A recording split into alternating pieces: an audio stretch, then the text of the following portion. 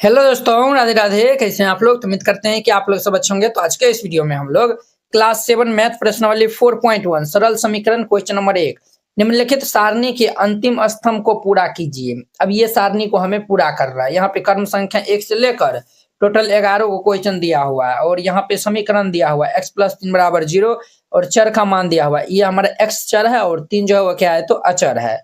हमें x का मान जो है वो यहाँ पे दिया हुआ है और हमें बताना है, बताइए कि समीकरण संतुष्ट होती है या फिर नहीं, हाँ या नहीं में हमको उत्तर देना है। समीकरण संतुष्ट कहने का मतलब ये हो गया, जो हमारा चर का मान है इस समीकरण में हम रखेंगे, अगर वह 0 के बराबर हो जाएगा, जैसे x बराबर 3 है तो यहाँ पे 3 रखेंगे तो 3 3 कितना होता है 6 होता है। ये 0 के बराबर नहीं है, ये 0 के बराबर नहीं है तो हम जो है वो रखें, यहाँ पे जो है वो लिख देंगे नहीं, ये हमारा समीकरण जो है वो ये x बराबर 3 इनको संतुष्ट नहीं करता है। तो वेरी सिंपल है, देखिए ना हम इनको सॉल्व करेंगे तब आपको अच्छा से समझ में आएगा। तो देखिए x बराबर 3 हमें रखना है तो यहाँ पे रखेंगे 3 जोड़ ये 3, तो 3 3 कितना होता है 6 होता है। 6 हमारा 0 के बराबर है, ये 6 0 के बराबर नहीं है तो यहाँ पे लिख दीजिएगा नहीं, ठीक है। और यही इनका आंसर आ जाएगा, वेरी सिंपल था।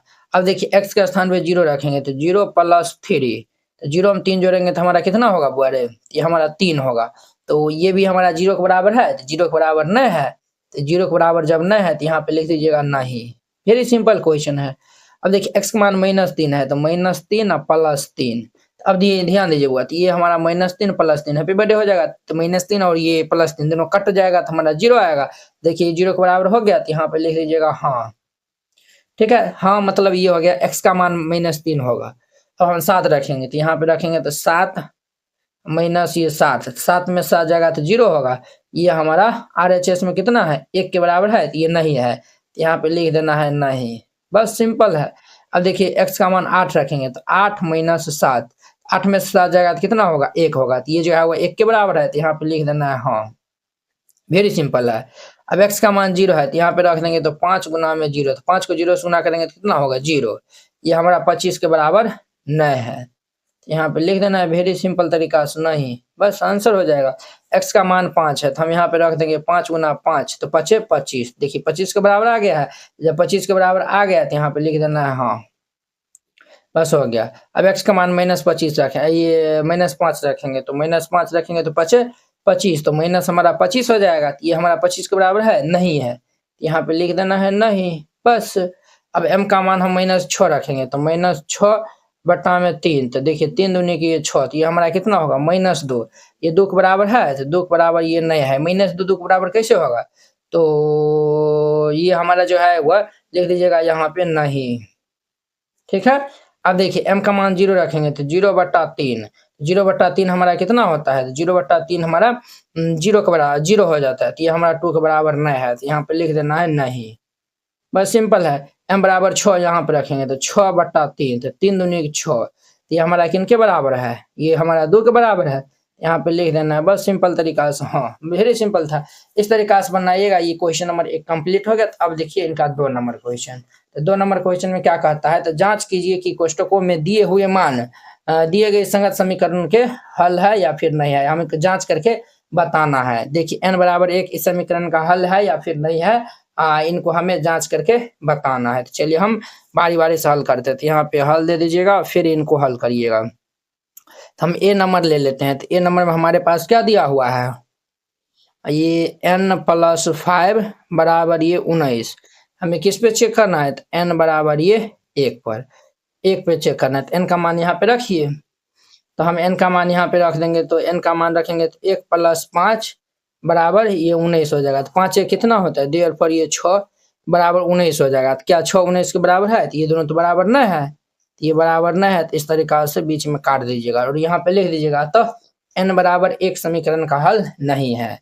यहाँ लिख देना है अतः n बराबर 1 समीकरण का हल नहीं है और ये इनका आंसर हो जाएगा। तो वेरी सिंपल था, ए नंबर हो गया।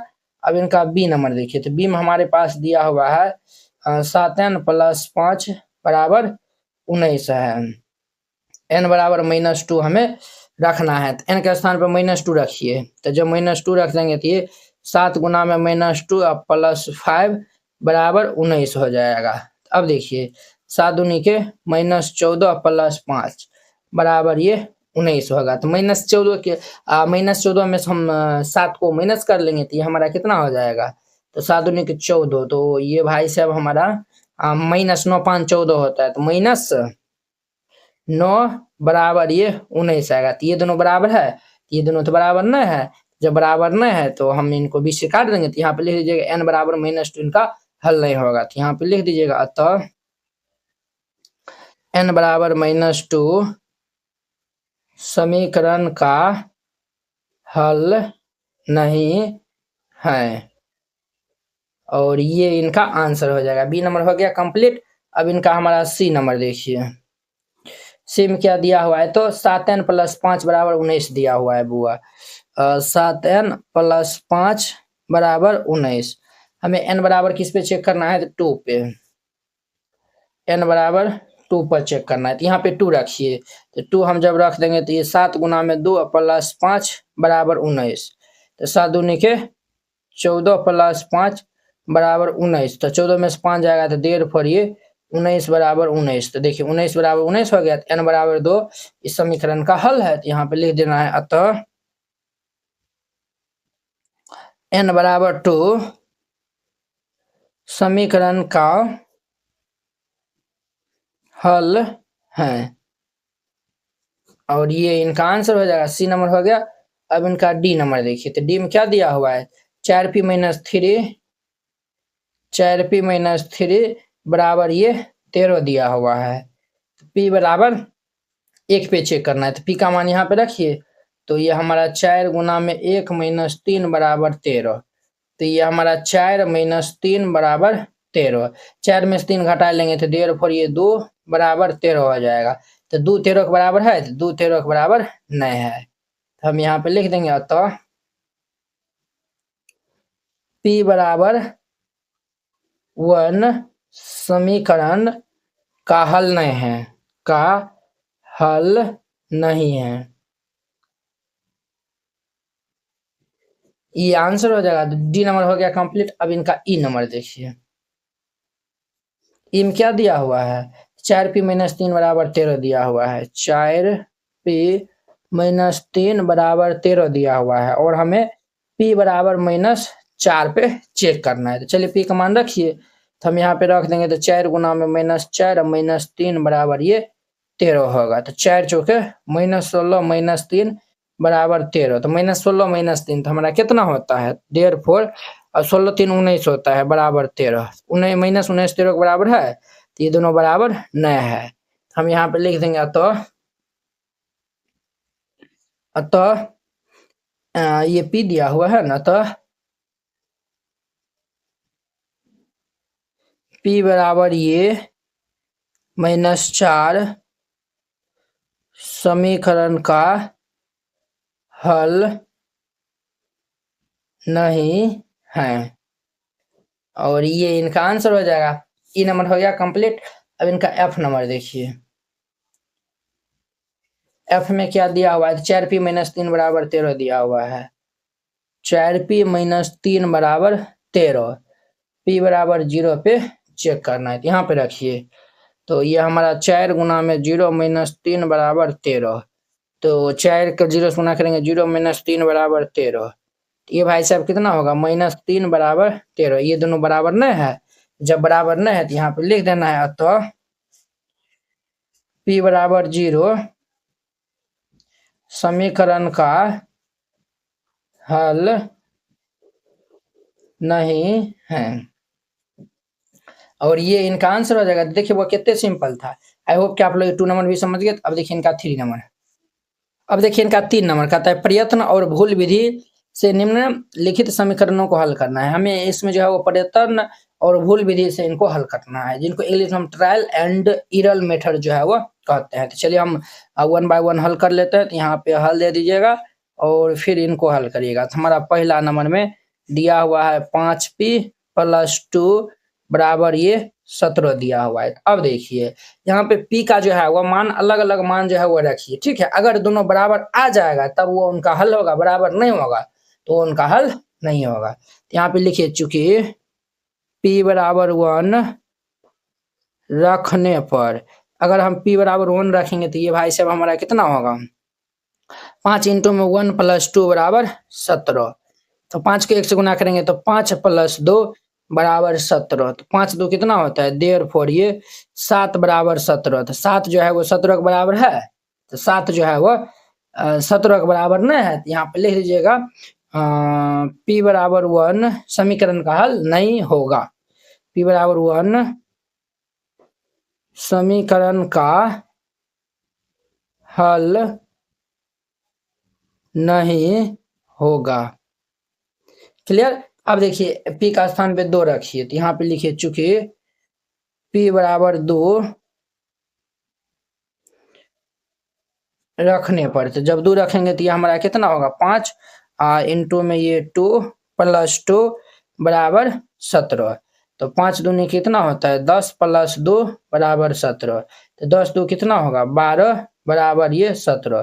तो 12 जो है वो 17 के बराबर है तो ये दोनों बराबर नहीं है। तो यहाँ पे लिख दीजिएगा p बराबर 2 समीकरण का हल नहीं है। समीकरण का हल नहीं होगा। ठीक है ना बुआ। हम जो है वो p बराबर 1 2 रखें, इसी तरीके से आपको भी रखना है, माइनस में भी जो है वो रख सकते हैं। ठीक है। अब हम p बराबर 3 रखते हैं, चूंकि p बराबर 3 रखने पर, तो जब हम p का मान यहाँ पे 3 रखेंगे तो 5 इंटू में 3 प्लस 2 बराबर 17। तो ये हमारा 5 इंटू में 3 प्लस 2 बराबर 17। तो 5 दिया कितना होता है बुआ 15 प्लस 2 बराबर 17 हो जाएगा। तो देयरफॉर ये 17 बराबर ये 17 हो जाएगा। 17 17 के बराबर है, हमारा क्या हो जाएगा तो यही जो है वह p बराबर 3 इस समीकरण का हल हो जाएगा। तो यहाँ पे लिख दीजिएगा अतः 17 17 बराबर है तो लिख दीजिएगा अतः p बराबर 3 समीकरण का हल है। समीकरण का हल है और ये इनका आंसर हो जाएगा। क्लियर। अब देखिए इनका हमारा दूसरा नंबर, तो दूसरा में दिया हुआ है 3m माइनस 14 बराबर 4 दिया हुआ है। ठीक है। आप यहाँ पे भी अलग अलग मान जो है वह रख के जो है वह बना सकते हैं। ठीक है। तो हम यहाँ पे पहले जो है वह m बराबर क्या रख लेते हैं, अगर 1 रखेंगे तो देखिए 3 एकान 3 यहाँ पे लिख लीजिएगा, चूंकि m बराबर 1 रखने पर m का मान हम 1 रखेंगे तो हमारे पास क्या आएगा, ध्यान से देखिए ये हमारा 3 इंटू में 1 माइनस 14 बराबर 4। क्लियर। ये इतना आएगा। ये हमारा 3 माइनस 14 बराबर 4। 3 में से 14 जाएगा तो क्या होगा -11 बराबर ये 4। तो ये हमारा -11 4 के बराबर नहीं है।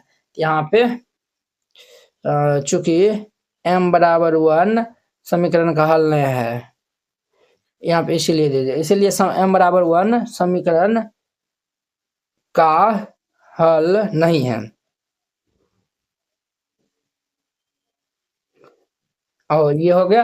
अब m बराबर तो 1 तो नहीं होगा तो m बराबर 2 रखेंगे, तो चूंकि m बराबर 2 रखने पर, तो 2 रखिए तो बुआ ये हमारा 3 इंटू में 2 माइनस 14 होगा बराबर ये 4। तो ध्यान दीजिएगा 3 6 माइनस 14 बराबर 4। तो 6 में से 14 जाएगा तो देर पर ये -8 8 से 14 होता है ना बराबर ये 4 होगा। तो ये दोनों बराबर नहीं है। तो जब ये दोनों बराबर नहीं है तो ये जो है वो m बराबर 2 भी इस समीकरण का हल नहीं है। तो यहाँ पे लिखिएगा देर पर ये m बराबर 2 समीकरण का हल नहीं है। और ये m बराबर 2 भी नहीं होगा। m बराबर हम 3 रखेंगे, तो चूंकि m बराबर 3 रखने पर, तो समीकरण हमारा है 3m माइनस 14 दिया हुआ है, m का स्थान पर 3 रखेंगे तो हमारा 3 में इंटू 3 माइनस 14 बराबर ये 4। ये भाई साहब कितना होगा 3 3 9 माइनस 14 बराबर 4। तो देर पर 9 में से 14 जाएगा तो 9 10 11 12 13 14 तो -5 होगा। -5 ये 4 के बराबर है तो ये दोनों बराबर नहीं है। यहाँ पे लिख दीजिएगा देर फॉर m बराबर 3 समीकरण का हल नहीं है। समीकरण का हल नहीं है। क्लियर। m बराबर 3 रख लिया है।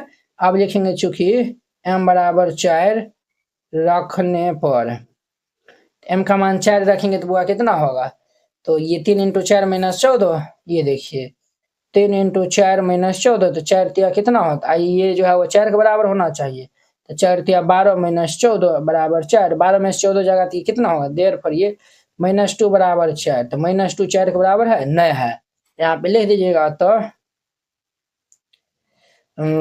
m बराबर ये जो है वो अतः नहीं, देयरफॉर लिखिए, देयरफॉर m बराबर 3 समीकरण का हल नहीं है, समीकरण का हल